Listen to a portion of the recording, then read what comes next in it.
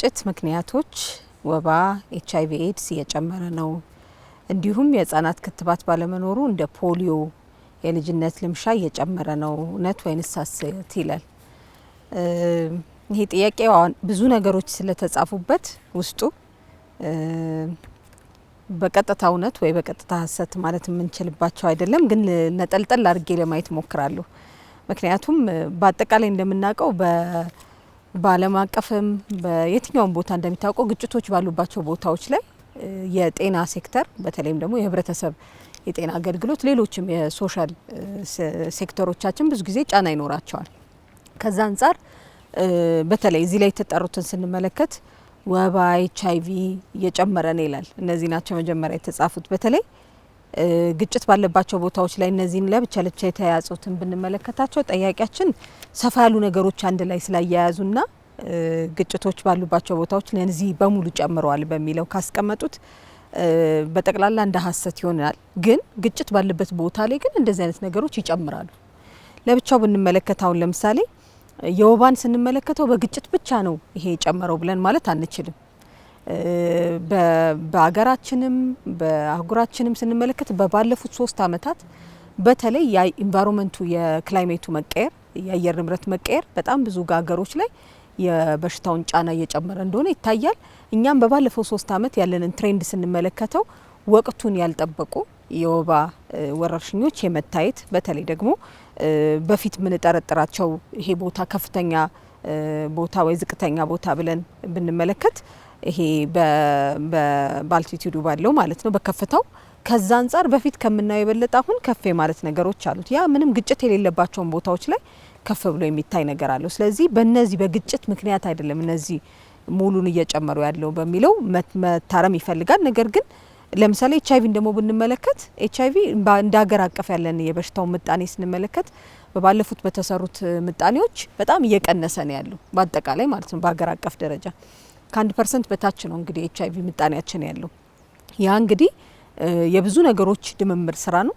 ግጭቶች ባሉባቸው ቦታዎችን በተለይ ለረጅም ጊዜ የቆየ ፕሮግራም ስለሆነ የጤና አገልግሎቱ ህብረተሰቡ በጣም ጠጋ ብሎ በተለይ ደግሞ ለረጅም ጊዜ መድኃኒቶች መውሰድ በፊት እንግዲህ በጣም ለትንሽ ወራት ነበር መድኃኒቶች የሚሰጡት። አሁን ግን በተለይ ለረጅም ጊዜ የሚወሰዱ መድኃኒቶች ባሉባቸው የበሽታ አይነቶች ውስጥ ለምሳሌ ኤችአይቪን ጨምሮ ማለት ነው ለረጅም ጊዜ ቤታቸው ወስደው ሕክምና ማድረግ መድኃኒታቸው የሚወስዱበት ነገር ስላለ ለብቻው ለየት ብሎ በዚህ ምክንያት ይሄ ጨምሯል ብለን ምንለው አይደለም።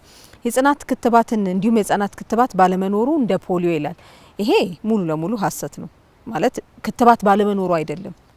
በአገር አቀፍ በእኛ በኢትዮጵያ ብንመለከት የፖሊዮ አይነቶችን ስንጠራ በሳይንቲፊክ ተርሙ ዋይልድ ፖሊዮ ምንለው አለ፣ ሌላኛው ደግሞ ቫክሲን ድሪቨን ምንለው ሌላ አለ። ማለት ክትባቶች በደንብ ባለመሰጠታቸው ባለመኖሩ የሚለው አይነት ማለት ነው። ስለዚህ ዋይልድ ፖሊዮ ኢራዲኬት አድርገናል፣ የለንም ዋይልድ የሚባለው ማለት ነው። በዚህም ቆይቷል አገራችን ኦልሬዲ። እንደውም አሁን ሌላኛውንም አይነት የፖሊዮን ከሀገር ውስጥ የማጥፋት ስራ ተብሎ በጣም ትኩረት ተሰጥቶ በቅርብ ጊዜ ራሱ ሰፊ የሆነ የክትባት ዘመቻ ተካሂዷል። ትንሽ እንኳን ምልክቶች በምናይባቸው ቦታዎች ላይ በተለይ የፖሊዮን ሁኔታ ስንመለከት የቱ ጋር እንዳሉ ፖሊዮች አሁን የታዩባቸው ቦታዎችን ለይተን እናውቃቸዋለን። እነዚህ ቦታዎች ላይ ከአጋር ድርጅቶችም ጋር በተለይ ደግሞ ይሄ ግሎባል ቫክሲን አላያንስ አለን ጋቪ ከሚባለው ላይ ጋር ከዩኒሴፍ ጋር ከሌሎችም በክትባት አብረን ከምንሰራቸው አጋር ድርጅቶች ጋር እንዲሁም ደግሞ ሀገራችን ቅኝት በምናደርግበት በምናየው ቅድም በሌሎች በሽታዎች ላይ የቦርደር እንዳነሳሁት በተለይ ደግሞ ክሮስ ቦርደር ናቸው አብዛኞቹ እዚህ ጋር የምናያቸው የፖሊዮ ኬዞች እኛ ሀገር ዲቴክት ያደረግናቸውም ማለት ነው። እነዛን ኬዞች ለይተን ኢቨን በአሁን በቅርብ ጊዜ በነበረን የክትባት አገልግሎት አካባቢውን የኢትዮጵያን ብቻ ሳይሆን የአጎራባች ሀገሮችንም ያካተተ የአንድ ላይ ነበር የክትባት ዘመቻውን ያካሄድ ነው። ምክንያቱም ገባ ብሎ በሌላኛው ማቅጣጫ የአንድ ሀገር ብቻ ጉዳይ አይደለም። የፖሊዮ የሌሎች ተላላፊ በሽታዎችን እንዲሁም ደግሞ ወረርሽኞችን ስንመለከት ብዙ ጊዜ የክሮስ ቦርደር ወይም ደግሞ የአጎራባች ክልሎች ጋር ከአጎራባች አገሮች ጋር የሚሰሩ ስራዎች ከጎረቤት ሀገሮች ጋር የሚሰሩ ስራዎች ስለነበሩት በቅርብ እንኳን በነበረን ከነሱ ጋር ሰርተናል። ስለዚህ በግጭቶች ምክንያት ወይ ክትባት ባለመኖሩ ብቻ ሳይሆን በእንደዚህ አይነት ባንዱ ሄልዝ ያንዱ የጤና ሲስተም ከመጠናከርና ካለመጠናከር በተለይ ደግሞ በአንዱ አቅጣጫ ሙሉ አሁን ለምሳሌ በእኛ አቅጣጫ እንደዚህ የበሽታውን ቁጥጥር ጨርሰናል ብንል ራሱ በሌላ አቅጣጫ የበሽታ መከላከሉ ጠንካራ ካልሆነ አብሮ የመስራት ስራ ይፈልጋል ማለት ነው። ለዛም ነው የልጅነት ልምሻ ወይም ፖሊዮ ማለት እዛ ውስጥ አንድ ላይ መልስ ያለው ነው። ስለዚህ በአጠቃላይ ስንመለከታቸው በግጭቶች ምክንያት እንደዚህ አይነት ነገሮች ይጨምራሉ። ለኢትዮጵያ ብቻ ሳይሆን ለጎረቤት ሀገሮች በተለይ አሁን ካየናቸው በሽታዎች ውስጥ በተለይ የፖሊዮን ስንመለከት አብዛኞቹ ከጎራባች ሀገሮች ጋር ያሉን መረጃዎች እነዚህን ያሳዩናል። ነገር ግን አብሮ የመስራት አቅማችንንም ጨምሮታል። ቅኝቶች አብረን እንሰራለን፣ ስልጠናዎች አብረን እንሰጣለን። እንደገና ደግሞ ወረርሽኙን የመቆጣጠር የክትባት ስራዎችን ራሱ ካሉን አጎራባች ድርጅት ሀገሮች ጋር የጤና ሚኒስትሮች አብረን በመነጋገር እንዲሁም ደግሞ በሌሎች የጤና አገልግሎታችንን በምናጠናክርባቸው መድረኮች ላይ ራሱ ሰፊ ስራዎች እየሰራን ነው። ስለዚህ በአጠቃላይ የግጭቶችና የክትባት ተደራሽነቶች መቀነስ አለ ከተባለ ግጭቶች አሉ። የክትባት ተደራሽነት ግን አንድ ሳልጠቅሰው ማለፍ የማልፈልገው በቅርብ ጊዜ ብቻ ራሱ የሴቶች ማጸንበር ካንሰርን በመከላከል አንጻር አዳዲስ ክትባቶችም እየጨመር ነው። እንደውም የበሽታ አቅማችንን የበሽታ መከላከል አቅምን ከመጨመር አንጻር ስለዚህ ከ7 ሚሊዮን በላይ ሴቶችን በተለይ በሰፊ እድሜ ክልል ያሉ ሴቶችን የመከተብ በትምህርት ቤት ውስጥ ክትባቶችን የመስጠት እነዚህን በማድረግ ሰፊ ስራ ኢትዮጵያ ውስጥ የተሰራ ነው። ስለዚህ ክትባቶች ባለመኖር የሚለው ትክክለኛ አይደለም። በጣም ሰፊ ስራ እዛ ላይ የተሰራ ነው። ቁጥሩ እየጨመረ ነው የሚለው ግን በተለያዩ ምክንያቶች የሚጠቀስ ነው ብዬ ማለት ፈልጋለሁኝ። ለዚህ ብዙ ስራዎች አንድ ላይ መሰራት አለበት። ነገር ግን አሁን ባለው ትኩረት ሰጥተነው በእነዚህ ቦታዎች ላይ በተለይ ወረርሽኞች እንዳይጨምሩ፣ የበሽታ ጫና እንዳይጨምር፣ የመድኃኒት መቆራረጥ እንዳይጨምር ትኩረት ተሰጥቶ ስራ እየተሰራ ነው ማለት ፈልጋለሁ። ዶክተር ይሁን እሺ የሚቀጥለው ጥያቄ በዘፈቀደ ዋጋ በሚጨምሩ ነጋዴዎችና ኮንትሮባንድና ህገወጥነት ላይ ቁጥጥር እየተደረገ አይደለም፣ እውነት ወይስ ሐሰት ይላል።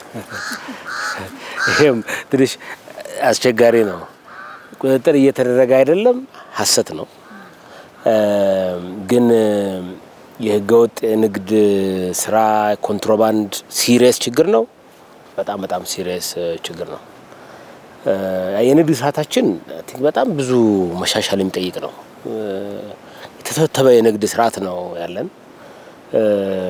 ያንን ለማስተካከል በርካታ ስራዎች በሪፎርም በሀገር በቀል ማሻሻያ ሪፎርም የሰራናቸው በርካታ ስራዎች አሉ። አንዱ ለምሳሌ ንግድ ስርዓቱን ለውድድር ክፍት ማድረግ ነው። ጥቂት ሰዎች ኦሊጎፖሊ እንደምንለው ወጥረው የያዙት አሁን ስለ አንድ ምርት ካነሳን 4-5 ቤተሰብ ብቻውን የያዘው አይነት የንግድ ስርዓት ነበር የነበረው። ይሄን ከመሰረቱ የሚቀይር የንግድ ስርዓቱን ክፍት የሚያደርግ ስርዓት ዘርግተናል። በሀገር ውስጥ ባለው ንግድ ላይ በንግድ ሚኒስቴር በኩል ብዙ ጥረቶች ይደረጋሉ። ለምሳሌ አዌርነስን ጨምሮ አሁን በዚህ ዓመት 9 ሚሊዮን የሚሆን ማህበረሰብ ነው ያወያዩት። ነጋዴውም ህጉን ጠብቆ እንዲሰራ፣ ህብረተሰቡም ደግሞ ግዴታውን እንዲያውቅ፣ ያጠፋውንም መቅጣት እንትኑን መሰረት ላይ ንግድ ሚኒስቴርና የንግድ ቢሮዎች ብዙ ስራ ይሰራሉ። ሰው ኤፈርት አለ። ኮንትሮባንድ ላይም ግምሩክ ያው በየጊዜው ይሄን ያስኩ የሚለው ያው ኤፈርት ስላለ ነው። ግን ጠያቂው አይ ቲንክ ያሳሰባቸው ነገርና እኔ የምጋራው በጣም የዘመነ ፍትሃዊ የሆነ የንግድ ስርዓት መዘርጋት አለባችሁ ያሉን ነው የመሰለኝ። እንደዛ ነው የሰርኩት። እሱን ከሆነ ያሉን ጠያቂው አው ነቶትን ነው ማለት ነው ፈልገው ጀመረናል። ያው ከነፈቃድ ጀምረው አሁን ወደ ዘመናዊነት እየሄድን ነው።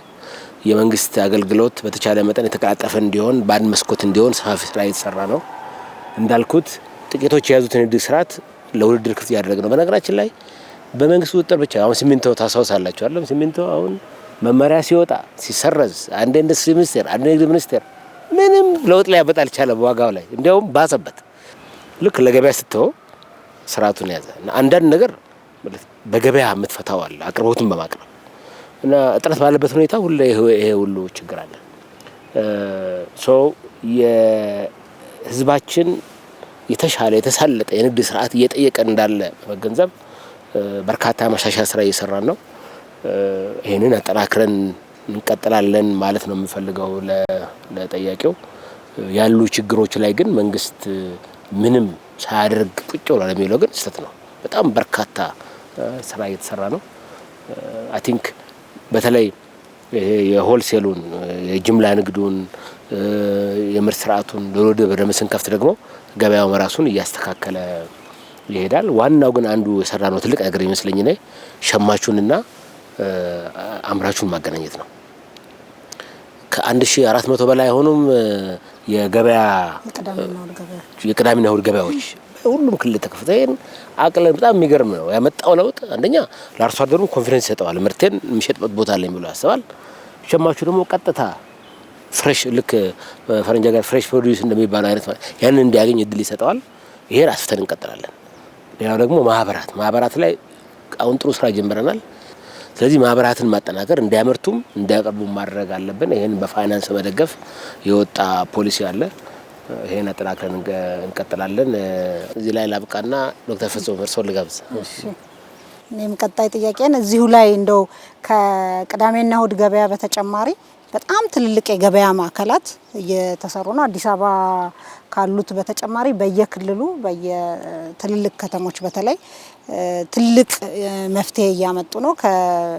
በዋናው ገበያና በእነዚህ ማዕከላት የቅዳሜና እሁድ ገበያን ጨምሮ እስከ 20% የዋጋ ልዩነት ያለው ነው እንግዲህ ሸቀጦች የሚቀርቡት የሚለውን ለመጨመር ነው ዶክተር ኢዮብ ያለው ላይ። ለኔ ሌላኛው የደረሰኝ ጥያቄ የኢንዱስትሪ ፓርክ ግንባታ ከክልል ወይም ዞን ከዞን ፍትሃዊነትና እኩልነት እንዲኖር የተዘጋጀ መስፈርት ያለው አይመስልም፣ እውነት ወይም ሀሰት ይላል ጥያቄው። ማዳረስን ከሆነ የሚጠይቀው እውነት ነው፣ መስፈርት የለም ለማዳረስ ማለት ነው ኢንዱስትሪ ፓርክን። ግን ኢንዱስትሪ ፓርክ አንድ ቦታ ሲገነባ ምን መስፈርቶች ይታያሉ እና ለዛ መስፈርት የለም የሚል ከሆነ ሀሰት ነው ጥያቄው ማለት ነው። ወይም የተባለው ነገር ሀሰት ነው ብዬ ነው የምነሳው። ኢንዱስትሪ ፓርክ ሲገነባ እንደ ሬሽን ያው መቼም ሁሉ ጋር ኢንዱስትሪ ፓርክ መድረስ ስላለበት ተብሎ በጣም ትልቅ ቢሊዮኖችን የሚያወጣ ኢንቨስትመንት አይደረግም። ከዚህ ቀደም የተሰሩ ስህተቶች ነበሩ፣ ዋጋ እያስከፈለ ያለ ማለት ነው። ትክክል ነው። ሁሉም አካባቢ መልማት አለበት። ሲለማ ግን ሁሉም አካባቢ ባለው የመልማት እምቅ አቅም ላይ የተመሰረቱ ኢንቨስትመንቶችን በመሳብ ኢንቨስትመንቶችን በማድረግ እንጂ በቅድም እንዳልኩት እንደ ሬሽን ሁሉ ጋር ኢንዱስትሪ ፓርክ በማምጣት ብቻ ሊለማ አይችልም። በመሆኑም መንግስት ኢንዱስትሪ ፓርኮችን ሲያስፋፋ ለምሳሌ ለመንገድ ምን ያክል ቅርብ ነው አንድ ኢንዱስትሪ ፓርክ ሊሰራ ያለበት አካባቢ፣ ለወደብ ምን ያክል ቅርብ ነው፣ ለደረቅም ይሁን ለዛኛው ወደብ ግብአት አለ ወይ፣ በቂ ግብአት ለምሳሌ አግሮ ፕሮሰሲንግ ከሆነ በቂ ግብአት የሌለ አካባቢ አግሮ ፕሮሰሲንግ ኢንዱስትሪ ፓርክ ቢገነባ ምንም ትርጉም አይኖረውም ማለት ነው። የሰው ኃይልም በጣም ወሳኝ ነው በአንድ አካባቢ አንድ ኢንዱስትሪ ፓርክን ለመገንባት። መንግስት እንግዲህ ኢንዱስትሪ ፓርክን በተለያየ አግባብ ሊመጣ እንደሚችል እዚህ ጋር መጥቀስ እፈልጋለሁ። አንደኛው እስካሁን የተለመደውና ስናረግ የቆየ ነው፣ ግን ተጨማሪ አማራጮችን እያየን ያለነው መንግስት የሚገነባቸው ኢንዱስትሪ ፓርኮች ናቸው። ሁለተኛው አሁን በቅርብ የተጀመረው የግል ዘርፉ በራሱ ሙሉ ኢንዱስትሪ ፓርክ ገንብቶ የሚሄድበት ነው። ሌላኛው መንግስትና በግል አጋርነት ደግሞ የሚገነቡ ኢንዱስትሪ ፓርኮች አሉ። አንድ ግለሰብ የሆነ ቦታ ኢንዱስትሪ ፓርክ ለመገንባት እንደው የመንግስቱን እንኳን ብንተው አዋጪ ካልሆነ ሊገነባ አይችልም ማለት ነው። ቅድም ካልኳቸው መስፈርቶች አኳያ ያያዋል። እያንዳንዱ ወረዳ ደግሞ ኢንቨስትመንትን የሚይዝበትን አግባብ ያያል ማለት ነው አንድ ኢንቨስተር ከመወሰኑ በፊት። ስለዚህ ኢንዱስትሪ ፓርክ ለመገንባት አስቻይ ሁኔታ ከሪሶርስ ከግብአት አኳያ እንኳን አንድ አካባቢ ቢኖር የኢንቨስትመንት አስተዳደር የዛ አካባቢ የኢንቨስትመንት አስተዳደር ሁኔታ በጣም ይወስነዋል። ስለዚህ ሁሉም አካባቢ ወደ ራሱ ማየት ይጠበቅበታል ከዛ አኳያ ማለት ነው። ይሁንና መንግስት ወደ ለምሳሌ ከአግሮ ፕሮሰሲንግ ኢንዱስትሪ ፓርኮች አኳያ ወደ 17 የኢኮኖሚ ዞኖችን ለይቷል። ከዛ ውስጥ 4ቱ የኢንዱስትሪ ፓርኮች አግሮ ፕሮሰሲንግ ኢንዱስትሪ ፓርኮች ጥናት አዋጭነት ጥናት ተጠንቶ አዋጭ መሆናቸው ተረጋግጦ ወደ ስራ ገብተዋል ተገንብተው ማለት ነው። በርካታ ፋብሪካዎች ኤክስፖርት የሚያደርጉ ለሀገር የሚያመርቱ በርካታ ፋብሪካዎች በእነዚህ ኢንዱስትሪ ፓርኮች ውስጥ ይገኛሉ ማለት ነው። ስለዚህ እንደው በቀጣይም በደንብ ህዝቡ በየአካባቢው ያለ ከመንግስት ጋር ይሄ በዚህ የጋራ አንደርስታንዲንግ ላይ እንዲመጣ የሚያስፈልገው ኢንዱስትሪ ፓርክ ሁሉ ጋር ዝም ብሎ ሊገነባ የሚችል ነገር ሳይሆን የየአካባቢው ልማት የመልማትን መቃቀብን መሰረት ባደረገ መልኩ ነው መነሻ ሊሆን የሚገባው የሚለውን ነው ማነሳው። ለፕሮፌሰር ብርሃኑ ሰጣለሁ። እሺ፣ ሳይማሩ በፎርጅድ ወረቀት የያዙ በጣም ብዙ ናቸው፣ ይጣራል ይባላል። ግን ምንም የለም። ህዝብን የሚያማሩም እነሱ ናቸው። ለምን እርምጃ አይወሰድም? እውነት ወይስ ሀሰት? አገን እንደነኛ አይነት ጥያቄዎች ግማሽ እውነት በመጥፎ ካየው ደግሞ ግማሽ ውሸት አይነት ናቸው። ኢን ዘ ሴንስ ዛት ይሄ ፎርጅድ የሆነ በውሸት ላይ የተመሰረቱ ዶክመንቶች እንትን ሲግኒፊካንት የሆነ ችግር አምጥተው እንደነበር ይታወቃል። እነኛን እንትን ለማድረግ በመንግስት መስሪያ ቤቶች በኩል ያሉ ዶክመንቶች በሙሉ ያሉ ዶሴዎች እና ከትምህርት እንትን ጋር የተያያዙ እንዲጣሩ ተብሎ ባለፈው አመት በተለይ በሰፊው ሲሰራበት ነበር። እኔ እንኳን ማውቆ ወደ 40 ሺህ አካባቢ እንትኖች ፋይሎች ታይተዋል። ፎርጅድ የሆኑ ዶክመንቶች ተገኝተዋል። ሳያሟሉ የትምህርት ስርዓቱን የሚጠይቀውን ነገር ሳያሟሉ ሰርቲፊኬት ያገኙ ሰዎች እንዳሉ ታይተዋል። በትምህርት ሚኒስቴር በኩል የሚሰራው እነኝን ፎርጅድ የሆኑ ነገሮች ለሚመለከተው መስሪያ ቤት ይሄ ችግር አለባቸው እነኝ ብለን ፋይሉን እንልካለን። ዘን ከዛ በኋላ መስሪያ ቤቶቹ እርምጃ ይወስዳሉ። አይ ቲንክ በተወሰነ ደረጃ ብዙ እርምጃ የተወሰዱ እንትኖች አሉ። ይሄ ግን ያን ጊዜ ስራ አይደለም፣ ባንዴ የሚቆም አይደለም። ገና ብዙ መስሪያ ቤቶች ከክልሎችም እነኚህ ዶክመንቶች እየመጡ ዶክመንቶቹን የማጣራት ስራ እየተሰራ ነው። ሶ በአንድ በኩል ከዚህ በፊት የነበረውን የተከማቸ ችግር ለመፍታት እየተሰራ ነው። በተከማቹት ችግሮች ላይ አይደንቲፋይድ የሆኑ ትክክለኛ ያልሆኑ አሰራሮች ላይ እርምጃ በየመስሪያ ቤቱ በተወሰነ ደረጃ እየተወሰዱ ነው። በቂ ነው ወይ? ገና ብዙ ስራ ይጠይቃል። በአንድ በኩል ያለ፣ በሌላ በኩል ደግሞ ወደፊት እንዲህ አይነት ነገር እንዳይኖር በዘላቂነት ምን ይሰራል የሚለው ነው እና አሁን በያዝነው አካሄድ ምናልባት ከዚህ አመት ጀምሮ የሚሰጥ ዲግሪ ለምሳሌ በየዩኒቨርሲቲዎች በራሳቸው እንዳይሰጥ ልናቆም። ከዚህ በፊት የነበረው ይሄ ሴኩሪቲ ፕሪንቲንግ ችግርም ስለነበረ ነው። አሁን ሴኩሪቲ ፕሪንቲንግ በሀገራችን ስለተጀመረ ይሄ በቀላሉ ኮፒ ሊደረግ የማይችሉ ዲግሪዎችና ዲፕሎማዎችን በተለይ ደግሞ ከመውጫ ፈተና ጋር ተያይዞ ያለፉትን ስለሆነ ዲግሪ መስጠት ያለበት ትምህርት ሚኒስቴር የሁሉንም ፍላጎት ይዞ የኮሌጆቹ ሎጎ ምናምን ያለበት ግን ፎርጅድ ሊሆኑ የማይችሉ ዶክመንቶችን ለማሰራት ስራ ጀምረናል። ሶ ይሄ ስራ ቀላል ስራ አይደለም። ከነበረን በትምህርት ሴክተሩ ከነበረው ብልሽት አንዱ ይሄ ነበር። ዋናው ነገር እንዲህ አይነት ችግሮች ሲኖሩ ማየት ያለብን በመንግስት ደረጃ ችግሩ መኖሩን ይታወቃል አይታወቅም? ይታወቃል። ችግሩን ለመቅረፍ እርምጃዎች እየተወሰዱ ነው ወይ? እርምጃዎች እየተወሰዱ ነው። እነኛ በቂ ናቸው ወይ? ሙሉ ለሙሉ እስኪጠፋ ድረስ ገና በቂ አይደሉም። ሶ ያ እየተደረገ ይሄዳል።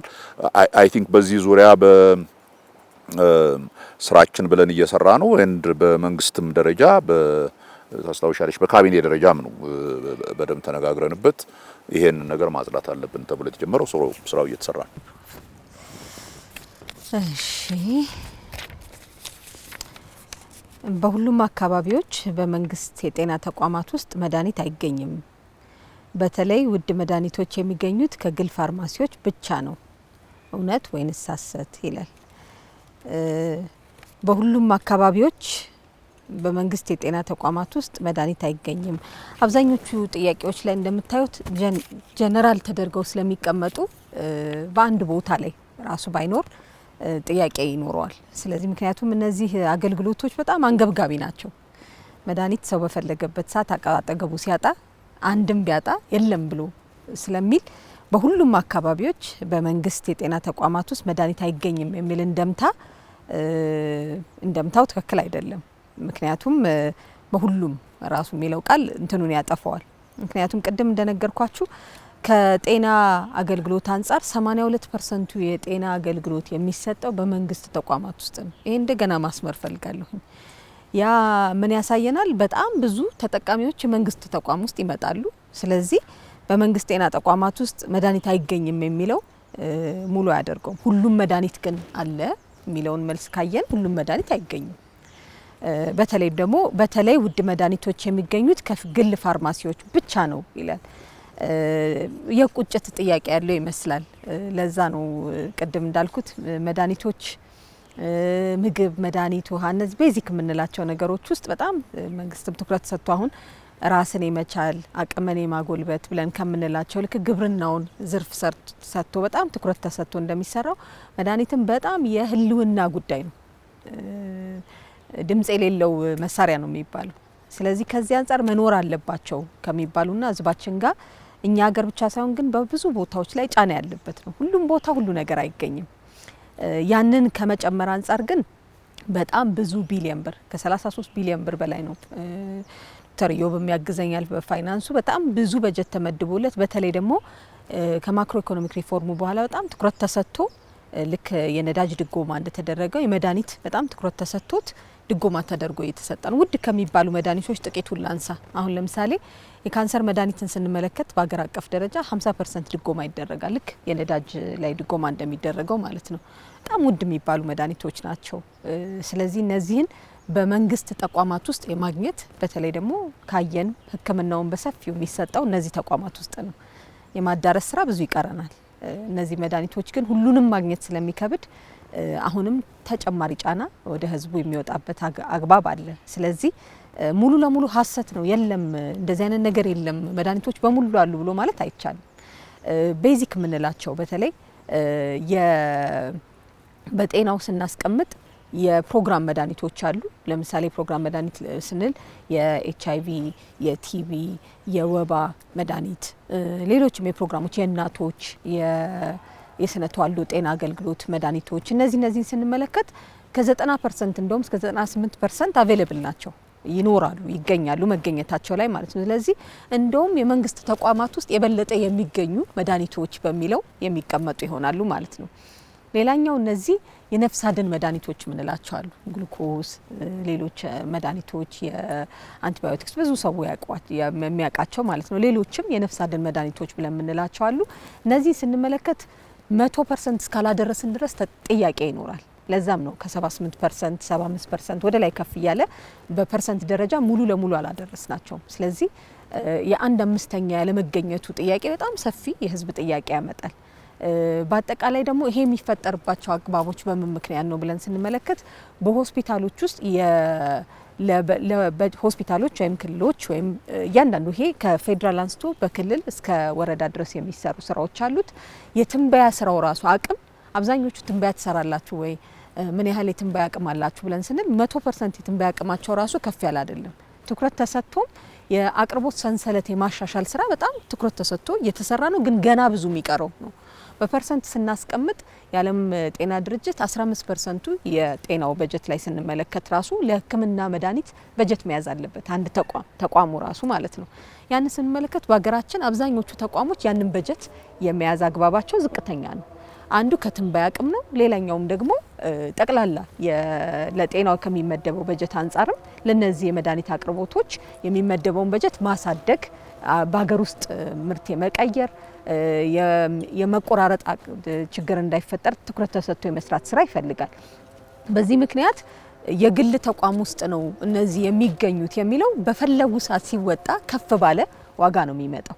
እዚህ ላይ ያለ አንድ እንትን ብጠቅስላችሁ በጤና ተቋማት ውስጥ በመንግስትና በግል እንኳን ብንመለከት ባለፈው 3 ወር ልክ የማክሮ ኢኮኖሚክ ሪፎርሙ ከተደረገ በኋላ ምን ያህሉ መድኃኒቶች ናቸው በመንግስት ያሉት፣ ምን ያህሉ ተቋም መድኃኒቶች ናቸው በግል ያሉት የሚለውን ጥናት አድርገን ነበር። ዳሰሳዎች ባደረግን ጊዜ 90% በጣም ትኩረት የሚፈልጉ መድኃኒቶች በመንግስት ተቋም ውስጥ በአብዛኛው አሉ። በዛኛው አቅጣጫ ስንመለከት ስናወዳድራቸው ዋጋቸው በጣም በዚህ 90% በመንግስት ተቋም ውስጥ ዝቅ ይላል። ይሄ ማለት ከሁሉም መድኃኒቶች አንድ ላይ ሰብስበን ስናየው ነው። ስለዚህ አብዛኞቹ ተቋሞች በተለይ የመንግስት እንግዲህ በጣም ትልቁ በኢትዮጵያ ውስጥ ትንሽ ለየት የሚያደርገው እንደውም ከሌሎች ሀገሮች የኢትዮጵያ መድኃኒት አቅርቦት አገልግሎት አለን። ያንን አገልግሎት ተጠቅመው በዛ በባለፈው 3 ልክ ከሪፎርሙ በኋላ ባለው 3 ወር በግዢዎች ያደረጉ ከ2 ቢሊዮን በላይ ተቋሞች ገንዘብ ሴቭ ያደረጉት። ምክንያቱም በመንግስት ተቋም ውስጥ ኢንቨስት እንዲደረግና መድኃኒት እንዲገዛ በጣም ትኩረት ተደርጎ ስለሚሰራ ነው። በግል ቢሆን ከግል ወጥተው ካለባቸው ቢገዙት በኢትዮጵያ መድኃኒት አቅርቦት ኤጀንሲ አገልግሎታችን ማለት የመንግስት ተቋም ነው። ስለዚህ የአገልግሎት ሰንሰለቱን በ19 ሀብ ውስጥ በማድረግ እስከ ወረዳ ድረስ ተደራሽ በማድረግ ብዙ ስራዎች የተሰራ ነው። ግን ፐርሰንቱ በቂ የምንለው ደረጃ አይደለም። ያንን ለማድረግ ጠቅላላ የኢኮኖሚ እድገት ይፈልጋል። ለጤናው አገልግሎት የሚመደበውን በጀት ይነካል። ከዛ በተጨማሪም ደግሞ የተቋማትና በክልልም በተቋም ደረጃ ራሱ የትንበያ አቅም መጨመር ይፈልጋል። ስለዚህ እነዚህን ይሄንን ጥያቄ በአጠቃላይ ለመመለስ እነዚህን ሁሉ አብሮ ማየት ይፈልጋል ማለት ነው። መንግስት ግን በጣም ትኩረት ሰጥቶ በመንግስት ተቋም ውስጥ የመድኃኒት አቅርቦት በተለይ ደግሞ የነፍስ አድን መድኃኒቶችን የመገኘት አቅም በየ3 አመቱ ከህብረተሰቡ ጋር ቁጭ ብሎ ሪቪው እያደረገ የሚሰራው ስራ ነው ማለት ነው። ዶክተር ኢዮብ መልሻለሁ። እሺ እኔ ጋር ያለው ጥያቄ በገጠር ለገበሬው የአፈር ማዳበሪያ ዋጋ ጨምሯል። ይህም የምግብ እህል ዋጋ እንዲጨምር ያደርጋል። እውነት ወይስ ውሸት? አርትሜቲክሊ ከደመርከው ማዳበሪያ ያው አንድ ግብአት ነው። ያ ከጨመረ ይሄ አውትፑትም ዋጋ ይጨምራል የሚለው 1 ሲደመር 1 2 በሚለው ትክክል ነው። ግን ኮንቴክስቱ መስጠት ያስፈልጋል። የማዳበሪያ ዋጋ ቅድም እንዳነሳውት እንደነዳጁ መንግስት ቀጥታ ገዝቶ ከሚያቀርባቸው የግብአት አይነቶች አንዱ ስለሆነ ከምንዛሬ ለውጥ ማሻሻያው በኋላ ከፍተኛ ዋጋ ጭማሪ ሊያመጣ ይችላል በሚል ስጋት መንግስት መደጎም አለብኝ ብሎ ከወሰነባቸው ቁልፍ ግብአቶች አንዱ ማዳበሪያ ነው። 84 ቢሊዮን ብር ነው በዚህ አመት ነው። ይሄ ማለት 3700 ብር አካባቢ በኩንታል ማለት ነው። ሶ ሜቢ ከአምና አንጻር ዋጋው የማዳበሪያ ዋጋ ጨምሮ ለገበያ ይቀርባል። ግን መንግስት ይሄን 84 ቢሊዮን ባይደጉም ኖሮ ምን ይሆን ነበር የሚለውን ጥያቄው በአግባቡ እንዲረዱ ማንሳት እፈልጋለሁ። የእህል ዋጋ ጭማሪ ግን 1 ሲደመር 1 2 በሚለው የሚታይ አይደለም። ምክንያቱም ያ ምርታማነትን ጨምሯል ወይስ አልጨመረም ከሚለው ነው ማየት ያለብን። ቅድመ መጀመሪያው ጥያቄ እንዳነሳሁት በጣም የሚገርም የምርታማነት መጨመር ነው በዚህ ሀገር ያየን ያለ ነው። ተስፋ ሰጪ ነው ሪሊ። አንድ እንደው ስለ ኢኮኖሚያችን ሳስብ ተስፋ የሚሰጠኝ ነገር አንደኛ ይሄ ወደ ምርት ያስገባ ነው የመሬት መጠን፣ የገበሬው ተነሳሽነት በሜካናይዜሽን በግብአት አቅርቦት አሁን የምርጥ ዘር አቅርቦት በ80-90% ነው የጨመረው። የማዳበሪያ ኦልሞስት ደብል ሞር ዛን ደብል ያደረገው the last 5 years ከ11 ምናምን ሚሊዮን ኩንታል ወደ 21 አልደረሰም። አሁን 24 ሚሊዮን ኩንታል አካባቢ ደርሷል።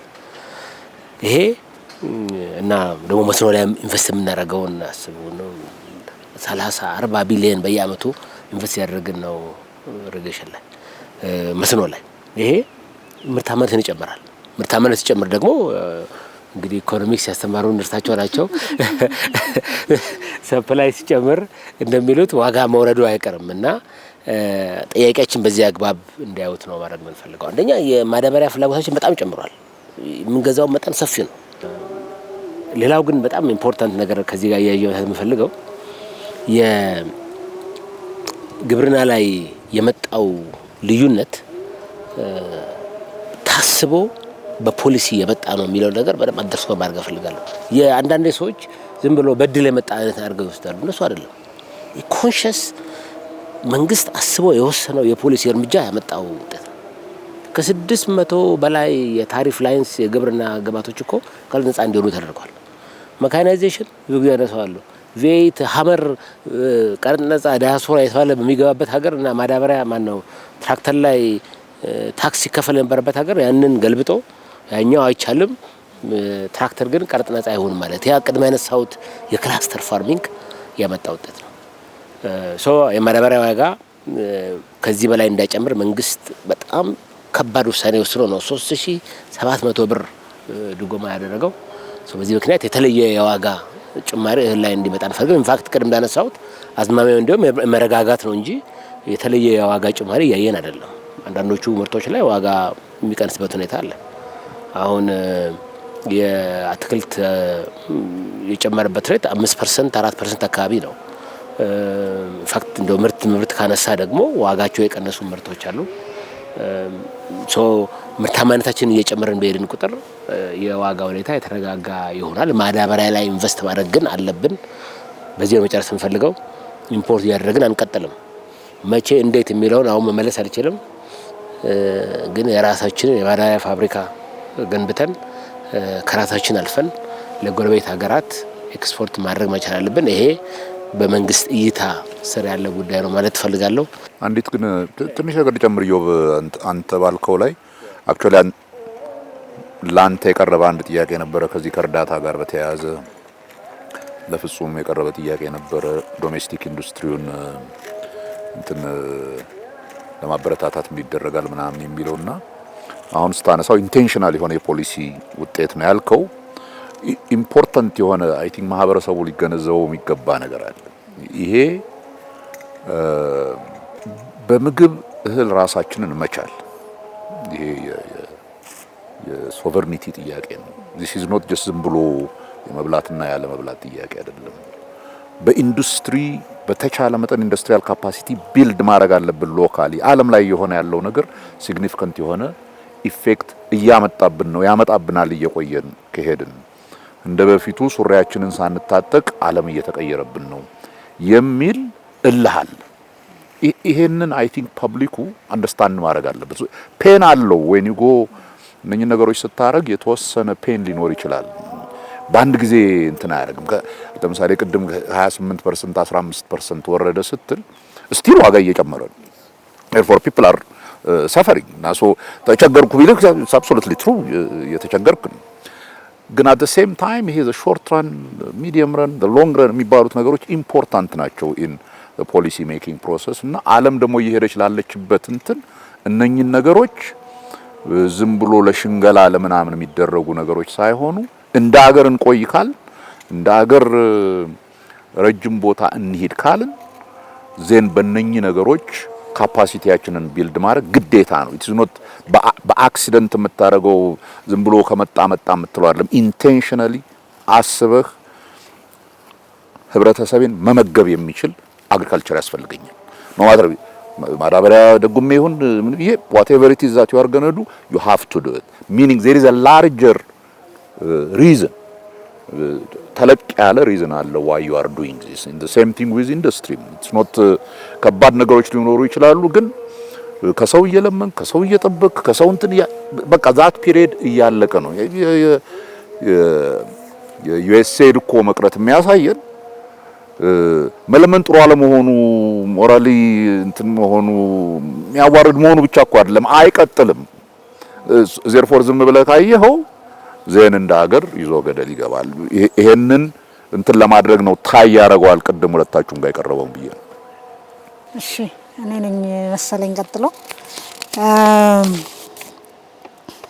ይገርማል በኢትዮጵያ ማዳበሪያ ፋብሪካ ለመገንባት ምን የተጀመረ ነገር አለ ይሄንን አይ ቲንክ በአንድ ደቂቃ ልጨርሰው ዶክተር ዮብ በደንብ አድርጎ አስቀምጦታል የማዳበሪያ በየአመቱ ቢሊዮኖችን አውጥተን እንገዛለን ያ መሆን ስላለበት ነው መንግስት ያንን አድርጎ የሚገዛው ከዛም ደግሞ ለአርሶ አደሩ የሚያከፋፍለው ግን የማዳበሪያ ጉዳይ አሁን ፕሮፍ አንተም ያነሳው የሉዓላዊነት ጉዳይም ነው ቀላል ጥያቄም አይደለም ትግልን ልክ ለነጻነት እንደሚደረግ ትግል ከማዳበሪያ ኢምፖርት ለማውጣት ትልቅ ትግልን ይጠይቃል መንግስት ልክ የግብርናን ለማሳካት ዴሊበሬት የሆነ ኮንሽስሊ እየተሰራ እንዳለው ስራ ሁሉ ማዳበሪያን በአገር ውስጥ ለማምረትና ለመተካት ስራዎች እየተሰሩ ናቸው ያሉት።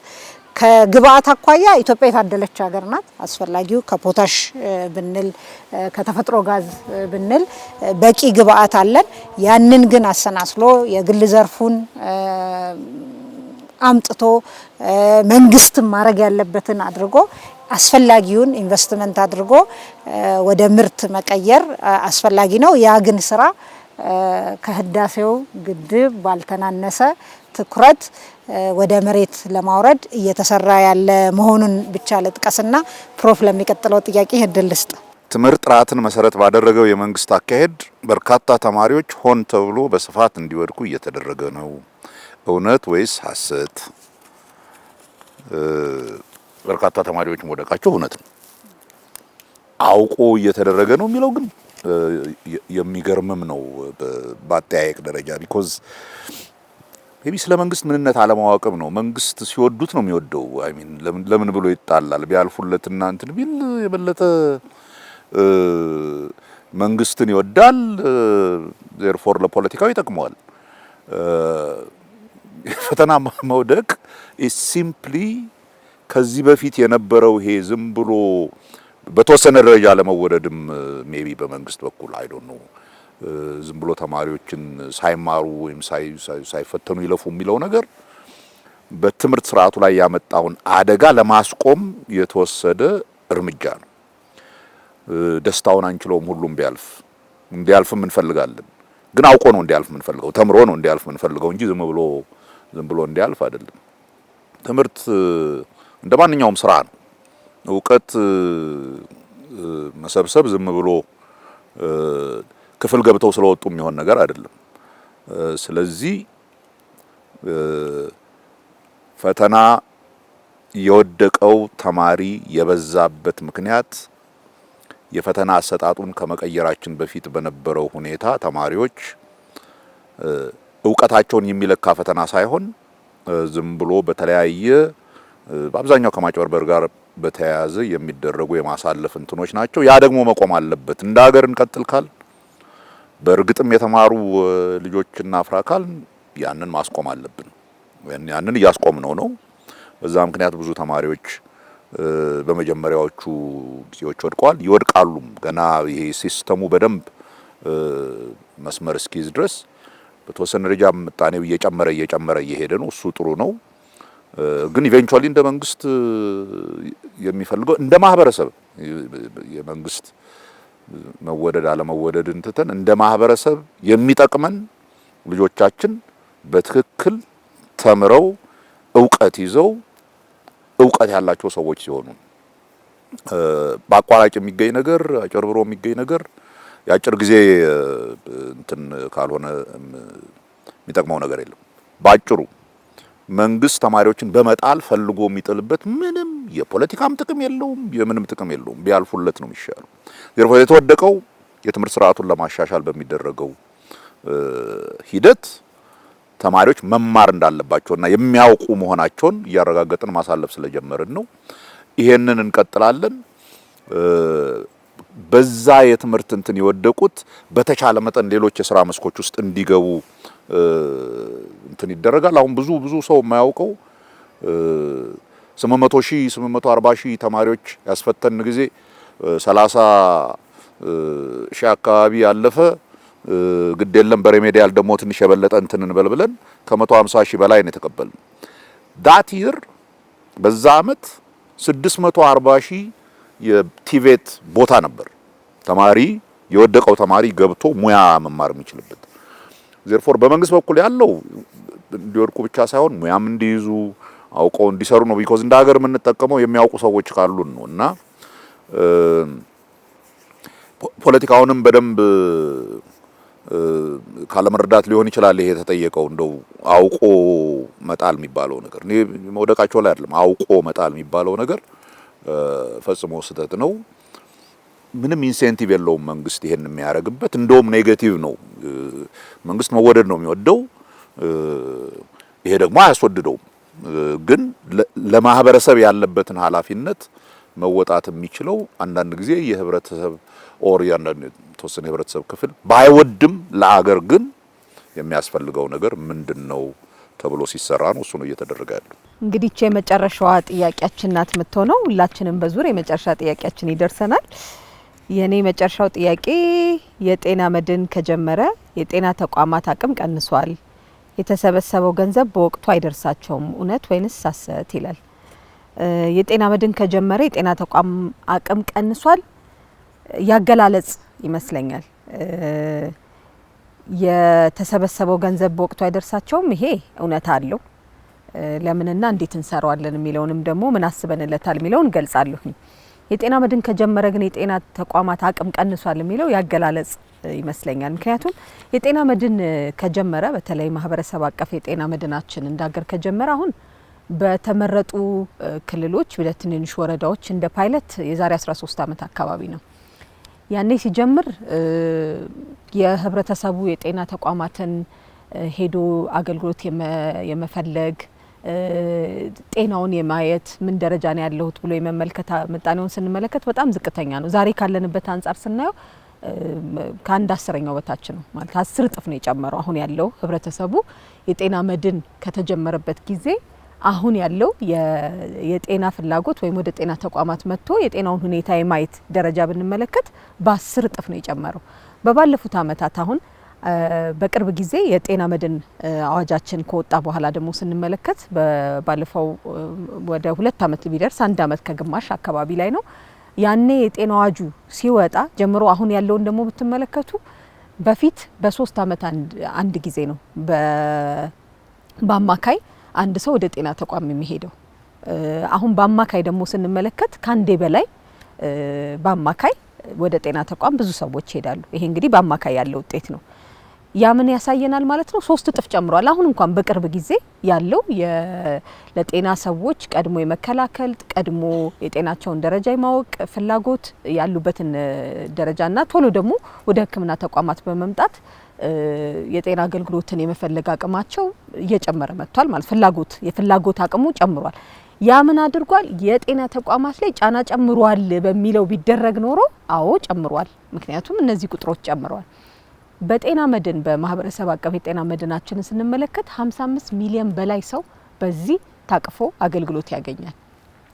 ይሄ እንግዲህ መንግስት መጀመሪያ አካባቢ ላይ በፊት ከነበረበት በተለይ አዋጁ ከመጽደቁ በፊት የፌዴራል መንግስት የሚያደርገውን ድጎማ ስንመለከት ዛሬ ላይ 25% የፌዴራል መንግስት ለዚህ የታቀፉ ማህበረሰቦቻችንን የጤና አገልግሎት ዋናው ሀሳቡ ሰዎች በብር በማጣት ወይም ደግሞ በኢኮኖሚ ምክንያት የጤና አገልግሎት ማግኘት እንዳይቸገሩ በተለይ አስፈላጊ የሚባሉ የጤና አገልግሎትን እንዳይቸገሩ ከማድረግ አንጻር ነው የጤና መድን አገልግሎት የተጀመረው። ያ እንግዲህ ማህበረሰብ አቀፍ የጤና አገልግሎት ብለን ሁሌ ስንል መጀመሪያ ህብረተሰቡ የጤና ተቋማት ጋር መጥቶ አገልግሎት ማግኘት እንዲችል በምን እንሸፍነው በምን እናግዘው በሚል ነው ይሄ ትኩረት ተሰጥቶት የተሰራ የነበረው። እንደምታዩት እንግዲህ ከ55 ሚሊዮን በላይ ሰው በዚህ የታቀፋለ። ብዙ ክልሎች ከዚህ በፊት ይህ የጤና መድን አገልግሎት ያልነበረባቸው አሁን በአገር አቀፍ ደረጃ ነው በሁሉም ክልሎችና በሁሉም የከተማ አስተዳደሮች ይህ የጤና አገልግሎት የጤና መድን አገልግሎት ይተገበራል። ከዛ በኋላ ግን ይህ የጤና መድኑ በሚሰበሰብበት ጊዜ ከወረዳ ይጀምራል ወደ ዞን ከዞን ወደ ክልል እያለ ከክልል በፌዴራል ደረጃ የሚደረጉ ያሰባሰብ ሂደቶች አሉት። ይህ እንግዲህ በጣም ትኩረት ተሰጥቶት በክቡር ምክትል ጠቅላይ ሚኒስትር የሚመራ የሁሉም የክልል ርዕሰ መስተዳደሮች ያሉበት እንዲሁም ደግሞ የተለያዩ ሚኒስቴር መስሪያ ቤቶችና የተለያዩ ሴክተሮች አብረው የሚያዩት ራሱ በምክር ቤት የሚመራ ዘርፍ ነው ማለት ነው። ያንን ከማድረግ አንጻር ሁሉም ክልሎች አሁን በጣም ትኩረት ሰጥተውት በአመትም በእያንዳንዱ አሁን ባለንበት ወር ራሱ ለሚቀጥለው 1 ወርም የሚቀጥል ነው። እስከዛሬ የምናደርገው ይሄንን ጥር ወር ዘን ብቻ ነበር የሚሰራው። የበለጠ ትኩረት ተሰጥቶት በጣም ብዙዎች ወደዚህ የጤና መድን እንዲመጡ ዝም ብለን ስንመለከተው ጫናን ይጨምራል። ስለዚህ ተቋማትን ደግሞ በዚህ እንዴት አድርገን እንደግፋቸው በሚልም ደግሞ ቀደም ከመላቸው ከመድኃኒት አቅርቦት ከባለሙያዎች ስብጥር ከጤና ተቋማት ብዛት ከዛ ደግሞ እነዚህ የምናሰባስባቸውን የሂሳቦች መጠንን ደግሞ በደረጃ በመለየት አሁን ምንለው ታየር ሲስተም ምንለው ማለት ነው ሁሉንም እኩል ነበር በፊት በአንድ አይነት ሂሳብ ነበር የሚሰበሰበው አሁን ግን የተጠቃሚዎችን ቁጥር መጨመር ብቻ ሳይሆን የምንሰጠውን አገልግሎት ከማዘመን አንፃር ደግሞ በየት ታየር ላይ በየትኛው አይነት አገልግሎት ዘርፍ መሆን ይችላሉ ከሚል ከዲጂታላይዜሽን ጋር ማያያዝ ስራ እየተሰራ ነው ከፋይዳ ጋር ማያያዝ ስራ እየተሰራ ነው ያንን በመናቅበት ጊዜ ለየትኛው ህብረተሰባችን የትኛውን አገልግሎት የትኛውን ክፍያ ይክፈል የሚሉ ስራዎች እየተሰራ ነው በአሁኑ አመት በዚህኛው ወደዚህ የጤና መድን የሚገቡ ሰዎችን ቁጥር መጨመር ብቻ ሳይሆን በታየር በደረጃ የምናስገባበትን አግባብ ብዙዎቹ ክልሎች ብዙዎቹ ከተማዎች እየተገበሩት ነው ያለው ሰብስቦ በተለይ መሰብሰብ አቅሙ ነው ሂሳቡ ቶሎ አይደርስም የሚለውን ጥያቄ እውነት ነው ያ የመጣበት ምክንያት የሚሰበሰብበት አግባብ ነው በተለያዩ ቀደም እንዳልኳችሁ በወረዳዎች በዞኖች በተለያዩ ክልሎች የሚሰሩት ስራዎች ተሰብስበው የሚጠየቀውን ጥያቄ የምላሽ መስጠት የጤና ፋይናንሱን ዲጂታላይዝ ከማድረግ አንፃር የሚደረገው ስራ አሁን የጀመርናቸው ስራዎች አሉ ብዙ ባንኮች ባለፈው ሳምንታትም ከባንኮች ጋር በመሆን የክፍያ ስርዓቱን የዲጂታላይዝ ማድረግ የማዘመን ስራ እነዚህ የክሌም አሁን ምንላቸው የክፍያ ጥያቄዎችን የመመለስ ስራ ያግዙናል ግን በጣም ጠንካራ ስራ ይፈልጋል ስለዚህ እውነት ሐሰት የሚለውን በዚሁ እንዳለ መልሽው ለዶክተር ኢዮብ የመጨረሻውን ጥያቄ እንዲመልስ እድል ሰጣለሁ እሺ የመጨረሻው ጥያቄ ማደያዎች ነዳጅ አይሸጡም ነዳጅ በጥቁር ገበያ እየተሸጠ ነው መንግስት ተገቢውን ቁጥጥር አያደርግም እውነት ወይስ ሐሰት ይሄም እንደ ብዙ እንዳነሳችሁ ጥያቄዎች እውነትም ሐሰትም የሆነ ነገር ነው በትክክል ነዳጅ በጥቁር ገበያ እየተሸጠ ነው ማደያዎች አካባቢ እጥረት የመፍጠር ችግር አለ መንግስት ምን አይነት ቁጥጥር አድርጓል የሚለው መጣበታል ቁጥጥር እያደረገ ነው ግን በቂ ነው ወይ የሚለውንም አነሳለሁ ነዳጅ እንግዲህ ቀደም እንዳነሳሁት 7 ቢሊዮን ብር ደጉመን በየፓምፑ በየሊትር 24 ብር የደጎምን ለህዝብ የምናቀርበው ነው በዚህ አመት ብቻ ባለፉት 7 ወራት ብቻ ኤግዛክትሊ ባለፉት 7 ወራት ብቻ እንደ ኦቨርታይም ኔድ ብዙ ነው ሶም አርቲፊሻሊ የተፈጠረ ያለ ጥረት ግን አለ ይሄንን ማስተካከል አለ ማለት አድሚት ማድረግ ነው ጥያቄው ያነሱት ጥያቄ ባይን ላጅ ትክክል ነው በአቅርቦት ረገድ ጥረት አለ እንዳንል ለምሳሌ ቤንዚን እና ናፍጣ ቤንዚን 92% ናፍጣ ኦልሞስት 100% የቅዳችን ያክል አስገብተናል ክሎስ ቱ 4 ቢሊዮን አካባቢ ነው እዚህ ላይ የምናወጣው አሁን ኤክስፖርታችን ጨመረ እንጂ አጠቃላይ ኤክስፖርቱ ዋጋ ወደዚህ እየሄደ ነው ማለት ነው እንደዚህ በችግር የሚመጣ ሀብት በተበላሸ አሰራር ሲዝረከረክ ሲባክን ስታይ ይሄ በጣም ፔንፉል ነው ለማስተካከል ያለበት ነው ኦፍ ኮርስ ፍላጎት ጨምሯል ፓምፕ ስንጠቀም በየቦታው የመኪና ቁጥር ሲጨምር እነዚህ ነገሮች ፍላጎት ይጨምራሉ ፍላጎቱን ቢጨምር ግን መንግስት አስፈላጊውን አቅርቦት አድርጓል ያለውን የአቅርቦት ችግር በተለይ ደግሞ የተረጎመም ስለሆነ አንዱ ትልቁ ችግር ከጎረቤት ሀገሮች ጋር ያለው የዋጋ ሁኔታ ነው የደጎመን ስለምናቀርብ ለኮንትራባንድ ይጋለጣል ይሄን በአንድ በኩል ስርዓት ማስያዝ ኦፕሬተሮቹ በጣም ብዙ እርምጃ ተወስዷል ከ254 በላይ የነዳጅ ማደያዎች ላይ ቅጣት እርምጃ ተወስዷል 1.3 ሚሊዮን ሊትር ያክል በኮንትራባንድ ሲንቀሳቀስ የነበረ ንግድ ሚኒስቴር በወሰደው እርምጃ ተይዞ ለመንግስት ገቢ ሆኗል ገንዘቡን ፈስ ተደርጓል ሲሪየስ የሆነ እርምጃ እየተወሰደ ነው እና ትንሽ የጉዳዩን ሲሪየስነስ መንግስት እንደወሰደው የሚያሳይ ማለት ነው ያው ይሄ የድጎማ ነገሩ መስመር እያያዘ ሲመጣ በተለይ ድጎማ ታርጌት ሲሆን ነው የሚያዋጣው አሁን እኮ ያው ኤምባሲውንም ሀብታሙንም 5 መኪና ያለውንም ባለባጃጁንም ነው የደጎምን ያለ ነው ይሄን ያደረግነው ቀደም እንዳልነው የኑሮ ውድነት እንዳይመጣ የዋጋ ግሽበት እንዳይፈጠር በመስጋት ነው ግን ከዚህ የወጣን ስንመጣ አሰራሩንም በተለይ በዲጂታል እየታገዘ እየመጣ ነው ስማርት የነዳጅ ማደያዎች እንዲቋቋሙ በቴሌብርና በሌሎች የዲጂታል መንገዶች ሽያጭ እንዲከናወን ሰፊ ስራ የተሰራ ነው። ይሄ ችግሩን እየቀረፈ ይመጣል።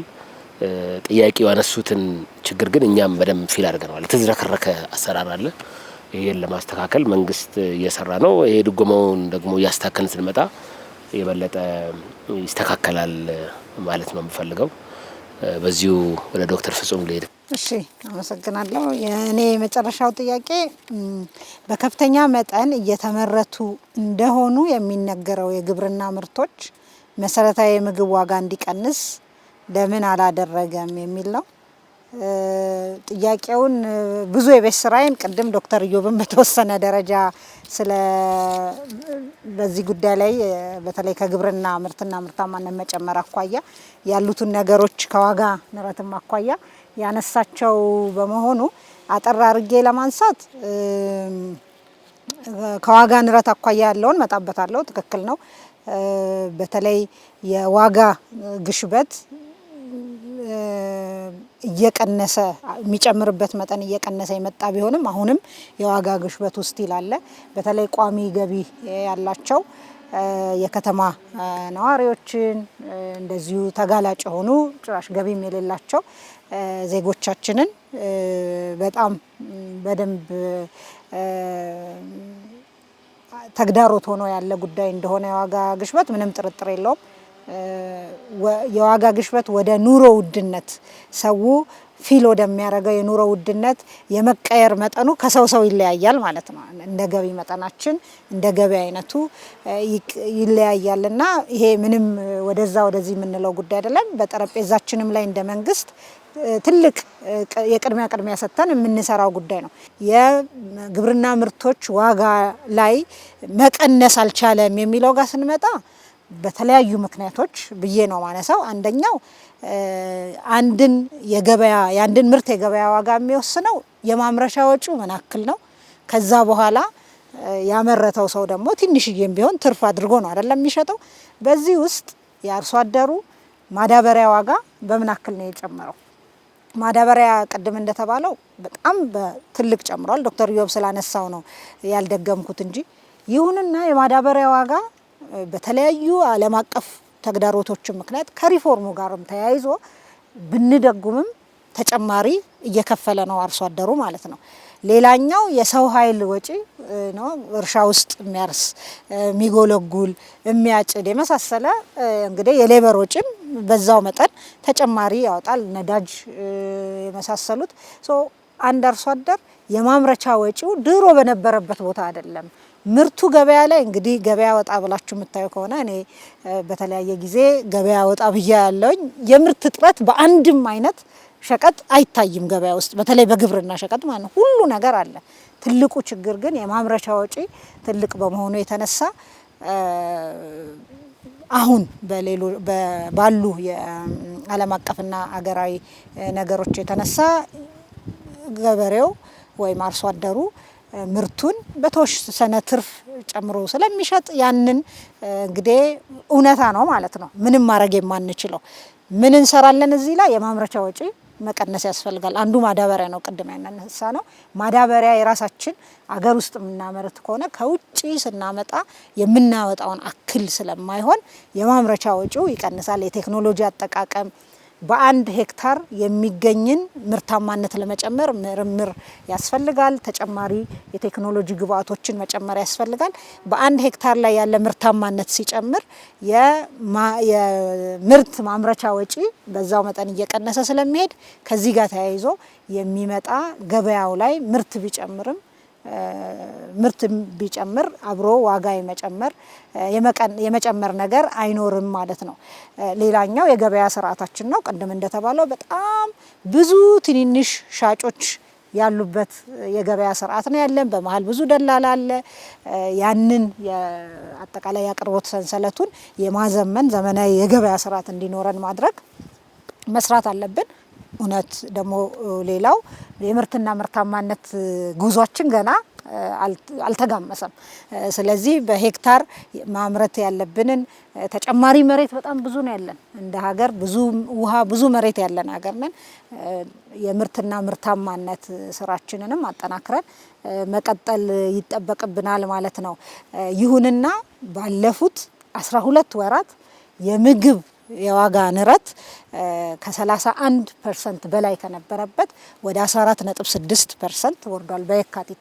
ይሄ ማለት ወደ 17 ፐርሰንቴጅ ፖይንት ማለት ነው፣ ፐርሰንቴጅ ነጥብ ቀንሷል ማለት ነው። የሚጨምርበት ምጣኔ ዋጋ ንረት ጠፍቷል፣ ኔጌቲቭ ሆኗል ማለት አይደለም። በ31 ይጨምር ከነበረበት አሁን ወደ 14.6 ወርዷል። ይሄ የማረጋጋት ስራ በቀላል የመጣ አይደለም፣ ዝም ብሎ ከሰማይ አልወረደም፣ በመሰራቱ ነው የመጣው። ከዚህ ደግሞ ፈርዘር እንዲቀንስና ዜጎቻችን በተሻለ የኑሮ ሁኔታ እንዲኖሩ ኮሚትመንት አለ። ያን ዴሊቨር ለማድረግ እንሰራለን ማለት ነው። በጣም አመሰግናለሁ ፕሮፍ። የመጨረሻው ጥያቄ አይ ቲንክ ለኔ የመጨረሻው ብቻ ሳይሆን ለውይይቱም የመጨረሻ ነው መሰለኝ። ተግባር ተኮር ትምህርት ለመስጠት ኢንዱስትሪዎች ተባባሪ ባለመሆናቸው እየተሰጠ ያለ የቴክኒክና ሙያ እንዲሁም ዩኒቨርሲቲ ትምህርቶች ተግባር ተኮር አይደሉም። እውነት ወይንስ ሐሰት? እውነት ነው። ይሄ በትምህርት ስርዓት ውስጥ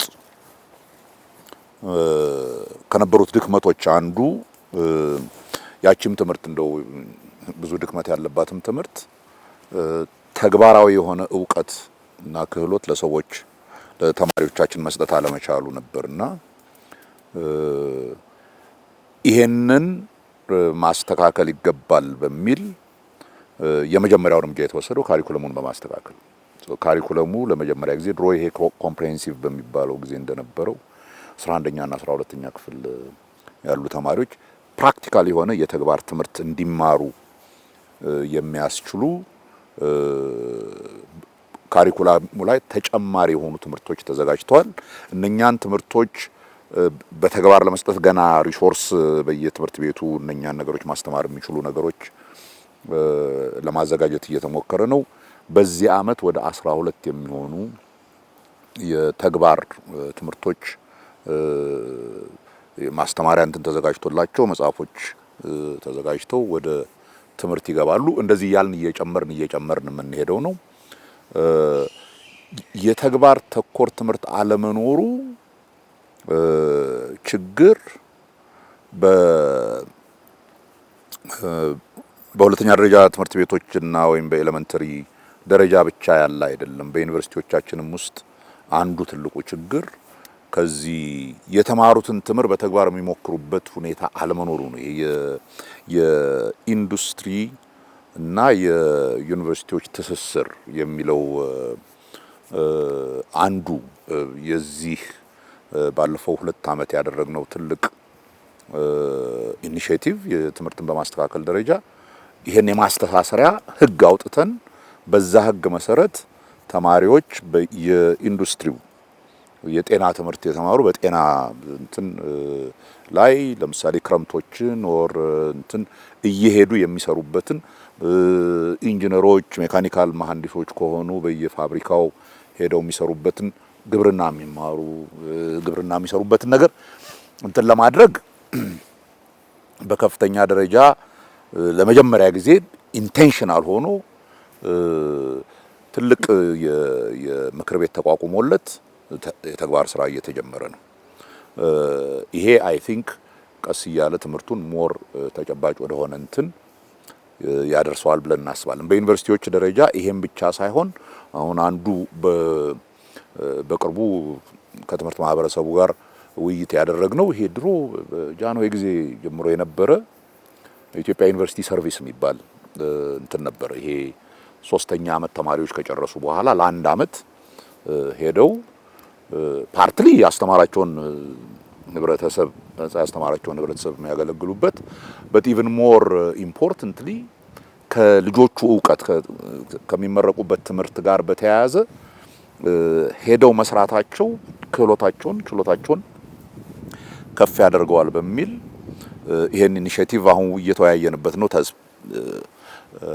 መቼ ይደርስልናል የሚለው እንደተጠበቀ ሆኖ በዚህ ሳምንት እንደውም ሮብ ዕለት ወር ሐሙስ ዕለት ከዩኒቨርሲቲ ፕሬዝዳንቶች የቦርድ አባሎች ጋር በዚህ ጉዳይ ላይ ውይይት አድርገን በጣም ብዙ ሰው እየደገፈው አካሄድ ነው። ቀስ እያልን ከሌሎችም የትምህርት ሴክተሩ እንትኖች ጋር ተወያይተን ከደረሰልን ለሚቀጥለው ዓመት ለማስጀመር እናስባለን። ጥያቄው የጠየቁት ይሄ ፕራክቲካል የሆነው ትምህርት በቂ ትኩረት አልተሰጠውም። ትምህርታችን በጣም አካዳሚያዊና ከንድፈ ሐሳብ ጋር ብቻ የተያያዘ ነው የሚለው ትክክል ነበር። ባለማወቅ አይደለም። ኢት ኢዝ ጀስት ሲምፕሊ እሱን በተግባር ለማዋል አይ ቲንክ ታስታውሱ እንደሆነ እንኳን ብዙ አልነበርኩም በዛ ጊዜ ይሄ ቴክኒካል እና ቮኬሽናል ኤጁኬሽን በሚል በስፋት ይጀመር ተብሎ ሲጀመር አንዱ ኤም ሞር ፕራክቲካል ወደ ሆነ እንትን እንውሰደው ትምህርት ኢዝ ኖት ኦልዌይስ አካዳሚክ ብቻ አይደለም። ኢንፋክት በሚገርም ደረጃ ገበያው ራሱ እያሳየ ያለው አሁን ብዙ ጊዜ እንትን አናደርገውም እንጂ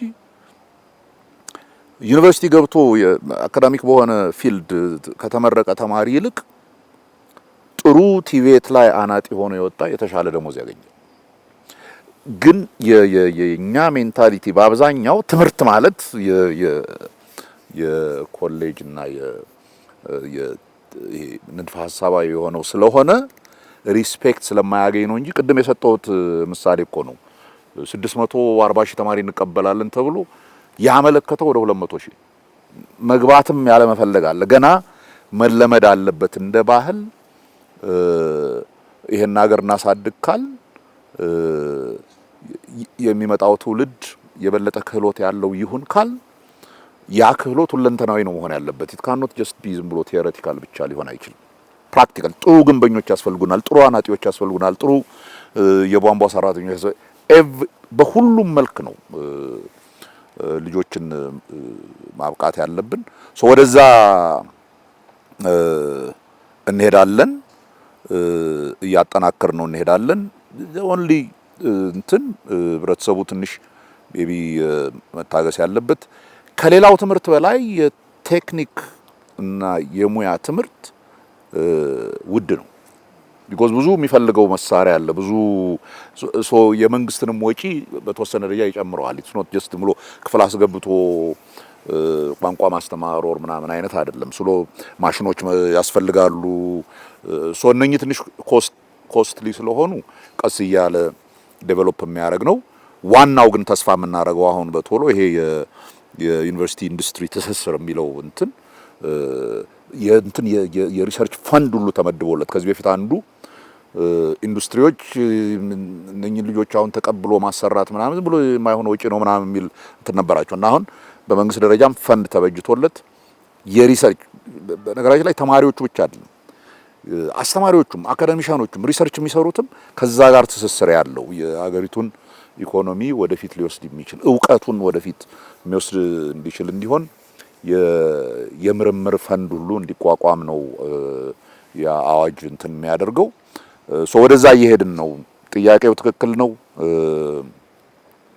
በመንግስት ደረጃ ከፍተኛ ግንዛቤ ያለው በትምህርት ሚኒስቴር ደረጃ ይህን በሚመለከት ለመጀመሪያ ጊዜ ይሄን አዋጅ አውጥተናል። የኢንዱስትሪና የትምህርት ተቋማት ትስስር እንደዚህ እያጠናከር ነው ከሄድን አንድ ቦታ እንደርሳለን ብዬ ነው። በጣም የሚገርም ውይይት ነው የነበረው። ሪሊ ኢንትረስቲንግ ኮንቨርሴሽን።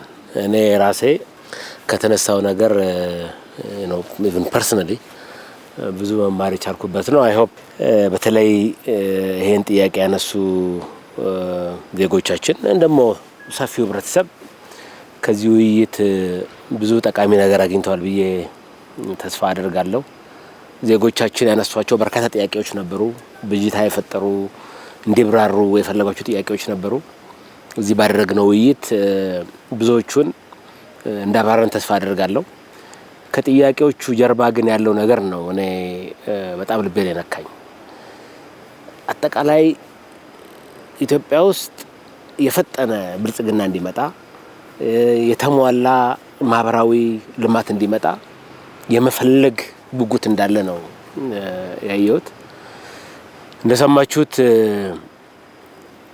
የኢትዮጵያ መንግስት በጣም በሰፊ ቁርጠኝነት የኢትዮጵያን ብልጽግና ለማሳካት እየሰራ ነው። ጤናማ የሆኑ የሞራል ልዕልና ያላቸው ዜጎችን ለማፍራት ከዚህ በፊት የተበላሹ ነገሮችን ለማስተካከል በትምህርት መስኩ ከታች ከህፃናት ጀምሮ በአዲስ መልኩ ዜጎቻችንን በማነጽ በየደረጃው ያለውን ደግሞ የትምህርት ጥራት በማስተካከል በጤናው ላይ ዜጎቻችንን ከበሽታ መከላከልና ሲታመሙም አክሞ ማዳን የሚያስችል አቅም በመገንባት ረገድ በዋና ዋና የኢኮኖሚ ዘርፎች ታምቆ ያለውን እምቅ የኢኮኖሚ አቅም ለማውጣት በግብርናው በአምራች ዘርፉ ሰፋፊ ስራዎች እየተሰሩ እንዳለ ነው ከዚህ ውይይት ያየ ነው። እኔ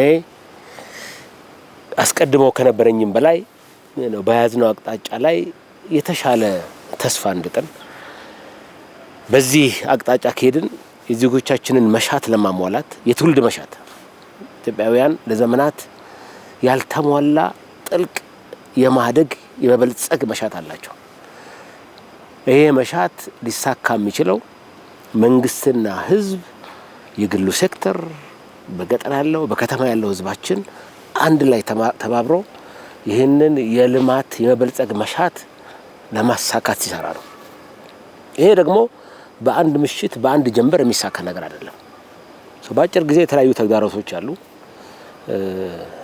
ከነዚህ ተግዳሮቶች ጀርባ በመካከለኛው ጊዜ በረጅም ጊዜ ልናሳካ ያሰብነውን ህልም ህዝባችን እንዲረዳ አደራ ማለት ፈልጋለሁ። በጣም በታሰበበት መልኩ የኢትዮጵያን የምግብ የኢኮኖሚ ሉዓላዊነት ለማረጋገጥ የዜጎቻችንን የዘመናት የልማት መሻት ለማሳካት መንግስት ከልቡ እየሰራ ነው ያለው። አንዳንዴ አጫጭር ተግዳሮቶች ሲገጥሙ በእነዚህ ተግዳሮቶች ምክንያት የረጅም ጊዜ ግቡን እንዳንረሳ ደግሜ አደራ ማለት ፈልጋለሁ። የቆረጠ ስብስብ ነው እዚህ ያለው። በዚህ ጊዜ የህዝባችንን የልማት መሻት ማሳካት አለብን የሚል መንግስት አለ። ለዚህ ጥሪ ምላሽ እየሰጠ ያለ ማህበረሰብ አለ። የሰማነው በግብርና፣ በጤና፣ በአምራች ዘርፍ እየተሰራ ያለው ስራ ዜጎቻችን ለዚህ የሰጡትን ምላሽ የሚያሳይ ነው። ተባብረን ከሰራን ኢትዮጵያን አፍሪካዊት የብልጽግና ተምሳሌት እናደርጋታለን። ጉዟችን ረጅም ነው። ቆርጠን በጋራ ተነስተናል። የዜጎቻችን የሀገር ልማት የጋራ ስራ መሆኑን ተረድተው በዚህ ስራ የራሳቸውን ድርሻ እንዲወጡ አደራ ማለት ፈልጋለሁ። ተማሪው በርቶ እንዲማር፣ አርሶ አደሩ የበለጠ እንዲያርስ፣ የሚያስተምረው በጥራት እንዲያስተምር ማድረግ ያስፈልጋል። ይሄ ሁሉ አንድ ላይ ሲመጣ ግን የልማት የብልጽግና ምኞታችን ይሳካል።